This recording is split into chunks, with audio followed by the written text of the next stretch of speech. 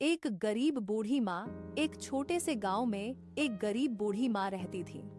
उनका एक छोटा सा झोपड़ा था और उनके साथ कोई नहीं था।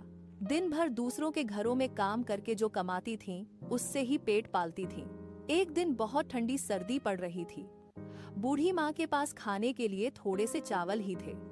तभी दरवाजे पर एक भूखा बालक आया और बोला, माँ, मुझे बहुत भूख लगी है। बूढ़ी माँ ने अपने हिस्से का खाना भी बालक को दे दिया। बालक ने खुशी से खाना खाया और आशीर्वाद दिया, माँ, आपकी दया कभी बेकार नहीं जाएगी। अगली सुबह ग्रामीणों को पता चला कि बूढ़ी माँ ने भूखे बच्चे को खाना खिलाया था।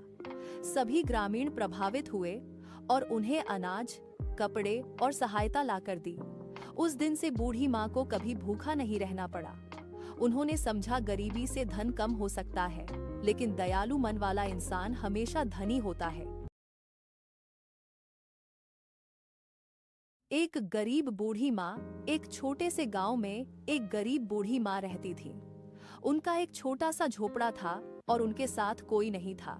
दिन भर दूसरों के घरों में काम करके जो कमाती थीं, उससे ही पेट पालती थीं। एक दिन बहुत ठंडी सर्दी पड़ रही थी।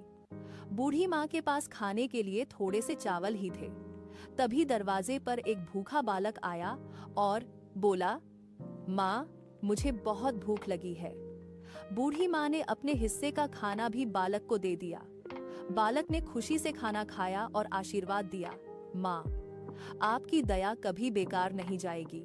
अगली सुबह ग्रामीणों को पता चला कि बूढ़ी माँ ने भूखे बच्चे को खाना खिलाया था। सभी ग्रामीण प्रभावित हुए और उन्हें अनाज, कपड़े और सहायता लाकर दी।